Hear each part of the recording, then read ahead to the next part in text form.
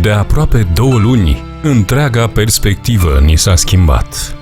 Am tras din greu, am făcut schimbări și ne-am mobilizat într-un timp scurt. A fost o perioadă încărcată emoțional, însă, asemenea numeroaselor lucruri care ni se petrec în viață, am avut multe de învățat.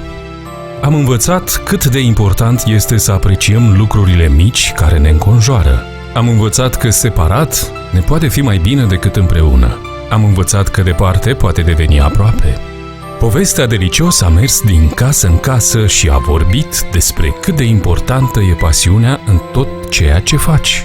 Fiecare cuvânt de mulțumire, fiecare zâmbet virtual și fiecare urare de bine ne-au oferit aripile de care aveam nevoie pentru a putea zbura.